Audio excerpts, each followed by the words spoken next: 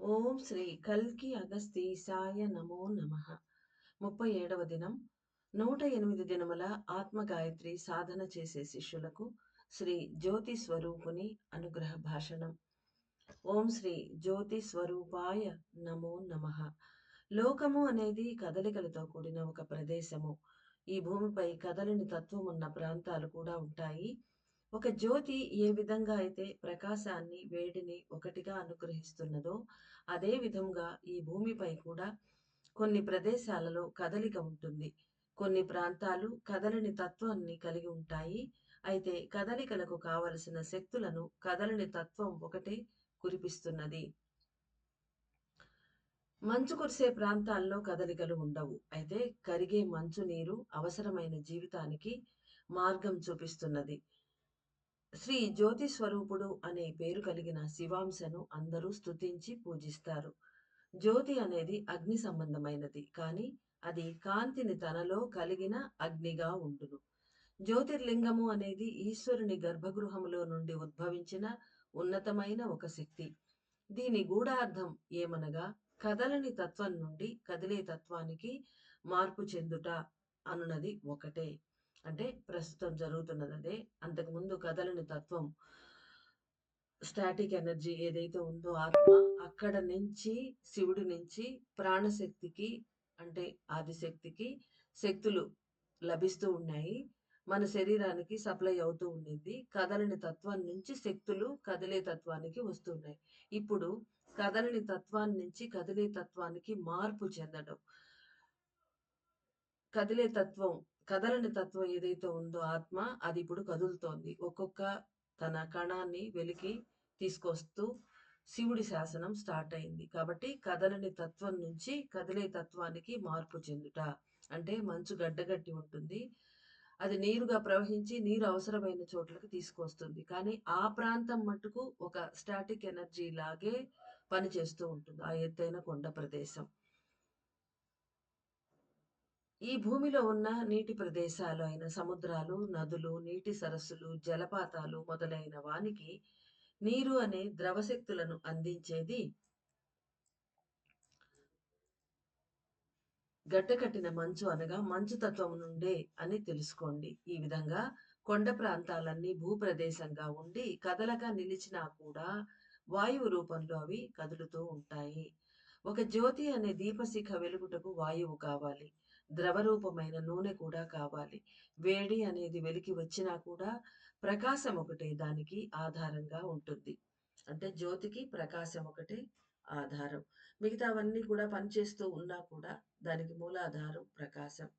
జ్యోతి వెలిగించేవారు కారణాన్ని తెలుసుకోవాలి. వెలుతురు వెలుతురు కోరి జ్యోతిని వెలిగించేవారు కొందరుంటారు. వెచ్చదనాన్ని కోరి అగ్నిని వెలిగించేవారు ఉంటారు. దైవాన్ని కోరుకొని జ్యోతిని వెలిగించేవారు కూడా ఉంటారు. జ్యోతి స్వరూపుడు అను పేరు కలిగిన శివాంశ ప్రకాశవంతమైన కాంతిని, ఉష్ణ రూపంలో కదిలే శక్తిని అనుగ్రహించేందుకు ఏర్పడిన శివుని శక్తులు కాకుండా, దానికి బదులుగా దైవాన్ని తెలుసుకొనుటకు, అర్థం చేసుకోటానికి ఏర్పడిన లోపలి కాంతి అయి ఉండును.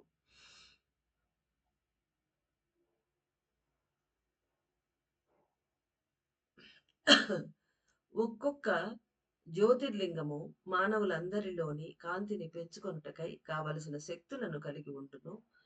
శ్రీ మహాకాళేశ్వరుడు అనే జ్యోతిర్లింగము మానవ ఆత్మలకు అంతరంగ ప్రకాశాన్ని పెంచుకొనుటకు ఏర్పడిన శక్తి అని తెలుసుకోండి. శ్రీచక్ర ధ్యాన సాధన చేసే వారి ఆత్మలో కూడా ఒక జ్యోతి స్వరూప ఆత్మకణము ఉండును. దాని పని లోపలి కాంతిని పెంచుట ఒకటే. దాని తత్వము కాంతి శబ్దములను పెంచేది కాక, కారణమే లేని ప్రేమను పెంచుట, అంటే అన్‌కండిషనల్ లవ్. అంటే ఆ ప్రేమకు ఒక ఏ ఏ రకమైన కారణం గాని ఏదీ లేదు. దైవము పట్ల ఒక ఆకర్షణను పెంచుట వంటివి అయి ఉన్నది. ఒక తల్లి తాను కన్న బిడ్డలందరికీ పేర్లు పెట్టి వాటితో పిలిచి ఆనందించును. అదేవిధంగా జీవాణువు అనే ఉష్ణశక్తి పీనియల్ గ్రంథి అనే గూడుగా నిలిచి తాను తీసుకొని వెళ్లి బంధించే ప్రతి ఒక్క ఆత్మకణములకు దాని పనికి తగినట్లుగా ఒక పేరు ఇస్తున్నది. అంటే ఆత్మకణాలను తన పని కోసం, అంటే మానవ శరీరం కోసం మన కోసం ఆమె ఒక్కొక్క ఆత్మ కణాన్ని తీసుకెళ్ళి కోటాను కోట్ల ఆత్మల కణాల్లో నుంచి ఆత్మలో నుంచి తీసుకెళ్ళి బంధిస్తూ ఉంటుంది. పని కాగానే రిలీజ్ చేస్తూ. ఈ ప్రక్రియ మనకు తెలుసు. కాబట్టి ఆమె ఆ తీసుకెళ్ళిన ఆ ఒక్కొక్క ఆత్మ గర్భ బీజాన్ని, ఆ చిన్న ఆత్మ కణాన్ని దానికి ఒక్కొక్క పేరు పెట్టి పేరిస్తోంది దానికనమాట. అంతేకాక చెరపడకపోయినా శక్తులను అందించే ఆత్మబీజములు కూడా వాటి వాటి తత్వానికి తగిన పేర్లను ఇస్తున్నది. ఎందుకు అంటే, అంటే ఇప్పుడు శక్తి ఒకటే కదా కావాలి. ఆ శక్తి తీసుకొని మామూలుగా ఇచ్చేయొచ్చు కదా! ఇన్ని పేర్లు ఈ ఆత్మగణాలకు ఎందుకున్నాయి? వాటి తత్వాలకు అనుగుణంగా అంటే, దానికి అసలు కారణం స్వామి చెప్తున్నారు. ఎందుకు అంటే, బుద్ధి అణువులకు శక్తులను ఇచ్చేటప్పుడు, దానికి తగిన విధంగా పేరు మరియు రూపము అనే కాంతి మరియు శబ్దము ఆవశ్యకమై ఉన్నది. అది. బుద్ధి అణువులకు దానికి తెలియాల. దానికి దాని జ్ఞానం లోయర్‌గా ఉంటుంది కాబట్టి ఇదో ఈ పేరు గలది నీకిస్తున్నారు అంటేనే అది స్వీకరిస్తుందో ఏమో మరి.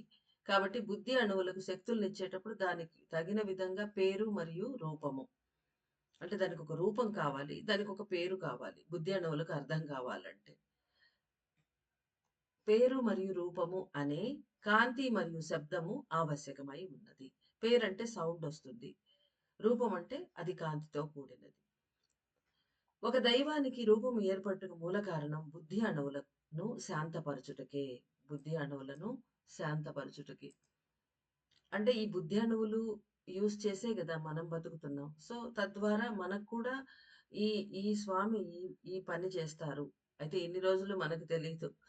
మనం ఇప్పుడు చెప్పిన తర్వాతే మనకు ఈ పనులు ఈ స్వామి చేస్తారు అని. ఏదో పేరు, అష్టోత్తరమో, స సహస్రనామం చేస్తామే గానీ, మనకు ఇంత డీటెయిల్‌గా మనకు తెలీదు.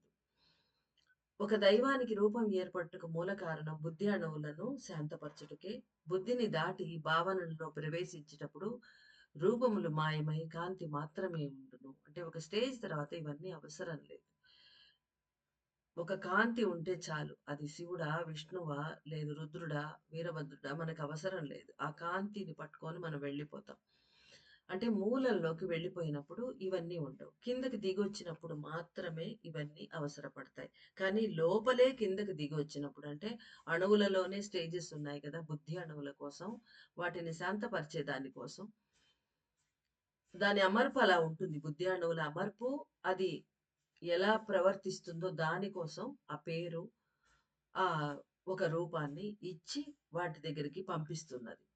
బుద్ధిని దాటి భావనలలో ప్రవేశించేటప్పుడు రూపములు మాయమై కాంతి మాత్రమే ఉండును. అంటే నిర్మల అణువులకు అంతకుముందు మెసేజెస్‌లో నిర్మల అణువులకు డైరెక్ట్‌గా ఇస్తాను నేను అని చెప్తారు గదా! వీళ్ళందరూ ఆహ్, అగ్ని స్వరూపుడు, ఇంకా అరుణాచలేశ్వరుడు వీళ్ళందరూ చెప్పారు. అలా చెప్పినప్పుడు దానికి పేర్లు అక్కర్లే బుద్ధి అణువుల్లాగా. కాబట్టి ఈ డిఫరెన్స్ మనం జాగ్రత్తగా పట్టుకోవాలి. బుద్ధిని దాటి భావనలలో ప్రవేశించేటప్పుడు రూపములు మాయమై కాంతి మాత్రమే ఉండును. దానిని కూడా దాటాక రూపము, కాంతి స్థితులు కూడా మారిపోయి నిర్మలమైన, ఏకాంతమైన, నిశ్చలనమైన స్థితి కూడా సిద్ధించును. అదే శివస్థితి అన్నమాట. అక్కడికి వెళ్ళిపోతుంది. శ్రీచక్ర ధ్యాన సాధనను లోతుగా, భక్తిగా మహాత్ముడైన అగస్త్యుల వారు చెప్పిన విధంగా తీవ్రమైన సావధానములను పాటించుచు 108 దినములు పూజించే మానవ ఆత్మలకు 108 దినములు పూజించేవారు తమలో పలు జ్ఞాన వాకిళ్లు తెరుచుకొనుటను గమనించగలరు. దైవాన్ని గురించిన భావనలు పూర్తిగా మారిపోవును. మనము ఒక సెట్ ఆఫ్ ఐడియాస్ పెట్టుకుంటాం. దేవుడంటే ఇదే అని. అదంతా ఇప్పుడు ఈ సాధన చేసేవారికి అంటే మనకు మారిపోతుంది అంటున్నారు స్వామి. జ్యోతి స్వరూపుడు శిరస్సులో బంధింపబడక నిలిచి ఉండును. ఈయన గూడా ఆ ట్రాప్డ్ సోల్ పార్టికల్ కాదిది. ఈయన గూడా. అయితే జీవాణువు గూటిలోని బిందువు నుండి వెలువడి లైట్ బ్రిడ్జ్ అగ్రభాగం వరకు కాంతిని అందించి అంతర్ముఖ ప్రయాణానికి సహాయపడును. అయితే ఈయన చేసే పనేంటంటే బ ఈయన ట్రాప్ అయితే కాడు. అయితే జీవాణువు గూటిలో ఆ బిందువులో అమ్మలందరూ సంక్షేపణ అవుతున్నారు. అక్కడి నుంచే గదా శివుళ్ళందరూ బయటొస్తున్నారు శివాంశలు. ఈయన గూడా అలానే బయటకు వచ్చి లైట్ బ్రిడ్జి ఎడ్జ్ వరకు వెళ్ళి అక్కడి నుంచి తన ప్రకాశాన్ని, కాంతిని అందించి మన అంతర్ముఖ ప్రయాణానికి ఆయన సహాయపడతాను అంటున్నారు. అంతరంగ ప్రయాణం. అంతర్ముఖంగా ప్రయాణించడం లేదా అంతరంగ ప్రయాణం అంటే ఏమిటి? మనసు అనే శ్వాస వాయువు అయిన ప్రాణశక్తి, ప్రాణము అనే జ్యోతి స్వరూప అగ్నిని వెలిగించి, శిరసు అగ్రభాగాన్ని స్పృశించుటయే అంతరంగ ప్రయాణము అనబడును. ఇప్పుడు మన అంతరంగ ప్రయాణం చెయ్యాలి అంటున్నాం. దానికి డెఫినిషన్ ఇచ్చారు స్వామి. మనసు అనే శ్వాస వాయువు అయిన ప్రాణశక్తి అది వెళ్ళి ప్రాణము అనే జ్యోతి స్వరూప అగ్నిని వెలిగించుకొని శిరసు అగ్రభాగం వరకు అది ఆ శ్వాస వాయువు ఆ జ్యోతితోటి అక్కడికి వెళ్ళి అక్కడ స్పృశించుట. ఇది చాలా సటిల్. ప్రాణశక్తి అన్నా ప్రాణం అన్నా ఒకటే కదా అని. ఒకటే కానీ ప్రాణశక్తి అన్నప్పుడు ఇక్కడ శ్వాస అంటే వాయువు అది ప్రయాణిస్తూ దాన్ని తీసుకెళ్ళిపోతుంది. అంటే మళ్ళీ వెనక్కి వెళ్ళిపోతే మనసు అయిపోతుంది అది. ఆ మనసు అనే శ్వాస వాయువు అయిన ప్రాణశక్తి మన ఆ శ్వాసనే గమనించు అంటారు. అది గమనించి అట్లా వెళ్తున్నప్పుడు ఈ మధ్యలో ప్రాణజ్యోతిని మనం వెలిగించుకొని ఆ పీనియల్ గ్రంథి దగ్గరికి వెళ్ళి అక్కడికి టచ్ చేయాలి మనం పీల్చే శ్వాస. అక్కడ పీనియల్ గ్రంథిని జీవాణువు గూటిని టచ్ చేసినప్పుడు అక్కడ ప్రాణజ్యోతిని వెలిగించాలి. అంటే అలా భావించాలి మనం. చూడగలిగితే మంచిదే. అది వెలిగించుకొని దానిని తీసుకొని మనం ట్రావెల్ చేయాలి. చేసి ఆ శిరస్సు అగ్రభాగం వరకు వెళ్ళాలి. అక్కడ వెలిగి అదనమాట అంతరంగ ప్రాణం. ఇంకా ఆ తర్వాత ప్రాణశక్తి వెళ్ళి ఆత్మలో కలవడం అవన్నీ జరుగుతాయి. ఇదే అంతరంగ ప్రయాణము అనబడును. ఏదీ లేని శూన్యములో మనసు ఒదగాలి. అంటే అక్కడ వాక్యూమ్ ఉంటుంది. అక్కడ ఆ శిరస్సు అగ్రభాగంలో ఇంతకుముందు ఒక మెసేజ్‌లో చెప్పారు. ఆ వాక్యూమ్‌లోనే మనసును తీసుకెళ్ళి పెట్టేస్తాను నేను, సహాయపడతానన్నారు ఒక ఆత్మకణం. అంతరంగం అనేది లోపలి శూన్యాన్ని సూచించును. మనసును కూడా సూచించును. నా అంతరంగంలో పలు భావాలు చెలరేగాయి అనే సెంటెన్స్ మనం వింటూ ఉంటాం. ఇక్కడ అంతరంగంలో భావాలు చెలరేగడం అంటే ఇది శూన్యం కాదు. మనసు. శూన్యంలో భావాలు ఉండవు కదా! ఇక్కడ అంతరంగం అంటే 2 డెఫినిషన్స్ ఇచ్చారు. అంతరంగం అనేది లోపలి శూన్యాన్ని సూచించును. ఖాళీ ప్రదేశాన్ని, మనసును కూడా సూచించును. అంతరంగ ప్రయాణం అనేది అంతరంగమైన మనసు యొక్క ప్రయాణమే. అంటే అంతరంగమైన మనసు ప్రయాణించి అంతరంగం అనే శూన్యం దగ్గరికి వెళ్తుందనమాట. జ్యోతి వైపుగా మనసు ప్రయాణించి జ్యోతితో ఒకటిగా కలిసిపోవటయే సంపూర్ణ ముక్తి అనబడును. శ్రీ జ్యోతి స్వరూపుడైన నేను మనసును ఆకర్షించుటకు కావలసిన కాంతి శక్తిని అందిస్తాను. మనసు అనే సూక్ష్మ వాయు మూలకాలు ఎప్పుడైతే కాంతి వైపే ప్రయాణిస్తూ ఉన్నవో అప్పుడే మానవ జీవితము దైవీకముగా మారుతున్నది. అంటే దేవతల జీవితంలాగా మన జీవితం మారిపోతోంది. అంటే దాని స్థాయి పెరిగిపోతోంది. శ్రీచక్ర ధ్యాన సాధన చేసే ప్రియమైన మానవ ఆత్మల శిరసులో నేను కరిగి కలిసిపోవుటకి ప్రయత్నిస్తున్నాను. లోపలి కాంతి పెరుగుటకై నేను శక్తులను కురిపిస్తున్నాను. జ్యోతి స్వరూపుడు అనే ఆత్మకణము అంతరంగ కాంతిని ప్రసాదించేది. ఈ సమయంలో నేను కరిగినా కూడా రక్తంలో కలవలేను. అందుకు బదులుగా క్రొత్తగా అమరిన జీవాణువు గూటిలో కూర్చుని అఖండ జ్యోతిగా ప్రకాశము వెదజల్లుతాను. అంటే అరుణాచలేశ్వరుడు అక్కడ పీనియల్ గ్రంథి లోపల అక్కడ జీవాణువు గూడులాగా ఆయన తయారవుతూ ఉన్నారు. అక్కడ కూర్చొని ఈయన జ్యోతిగా వెలుగుతారట. ఎందుకంటే అక్కడ ప్రాణశక్తి వెలగడానికి లేదు. సంక్షేపణకు వెళ్ళిపోతోంది కాబట్టి అక్కడ ఈయన గూటిలో కూర్చొని అఖండ జ్యోతిగా ప్రకాశము వెదజల్లుతాను. రాత్రి సమయాలలో మెరుస్తూ ఉండే మినుగురు పురుగుల వలె వెలుగుతూ మీ జీవాణువు గూటిలో పేరుకున్న చీకటిని పారద్రోలి వెలుగును ఇచ్చే శక్తిగా ఉంటాను. ఆత్మ కణముల కాంతిని దర్శించుటకు సహాయపడే కాంతిగా వికసిస్తాను. అంటే ఈ లైట్ వెలిగించుకొని ఎంత బాగుందో. అక్కడ చీకటి ఉంది.